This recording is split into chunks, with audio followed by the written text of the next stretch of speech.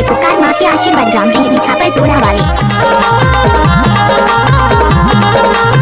अच्छा DJ Yashwant Kumar Maravi exclusive. पंडा के पूरा पटी भीतर दरवाजा चाबी माँ खोल देखो नहीं खोले ताला। कैसे करो भैया लगी हरा माया कैसे करो भाई हो।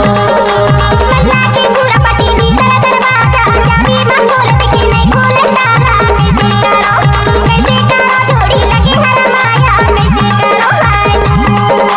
लगे हरा माया कैसे करो लगे हरा माया कैसे करो लगे हरा माया कैसे करो हाय लगे हरा। अच्छा पंडा के पूरा पटी भीतर दरवाजा चाबी माँ खोल देखो नहीं खोले ताला।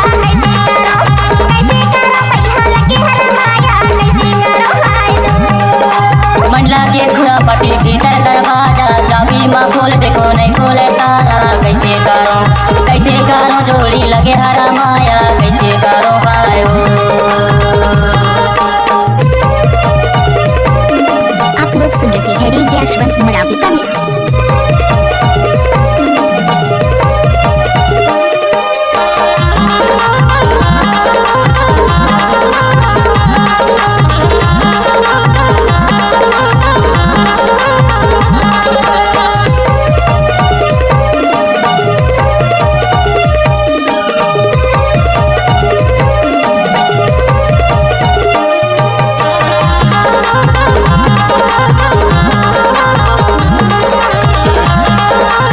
डीजे यशवंत बाबू एक्सक्लूसिव।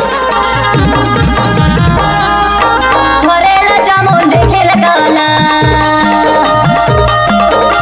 हरेला जामुन देखे लगाना तहारे कर भागे में हाला गा के ताला भोला गा के ताला।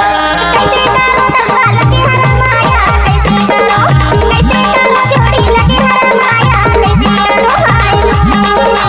पंडा के खुरा पटी भीतर दरवाजा चाबी माँ खोल देखो नहीं खोले ताला। कैसे करो भैया लगे हरा माया कैसे करो भाई हो।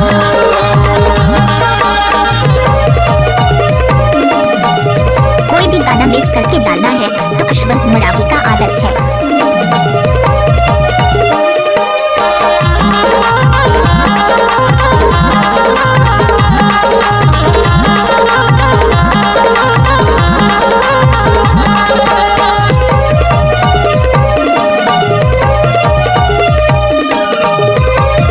अरे ये सब क्या है?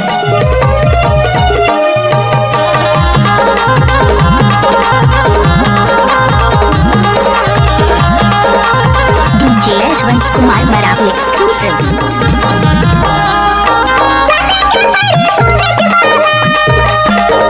लेवा दीदी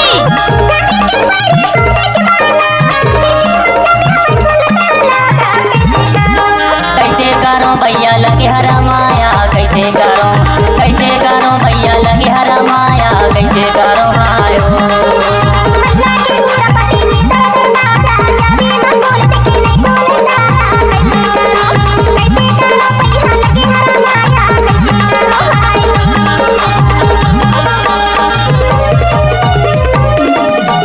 डीजे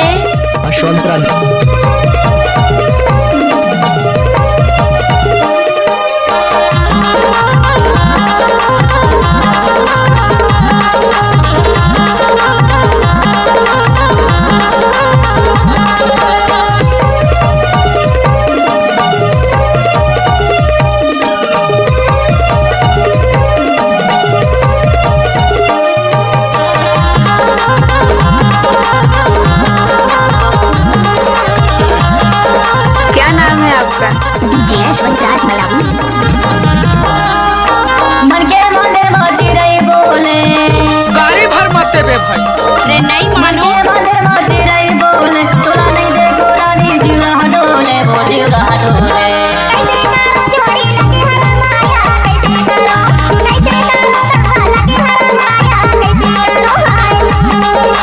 मंडला के पूरा पटी भीतर दरवाजा चाबी माँ खोल देखो नहीं खोले ताला।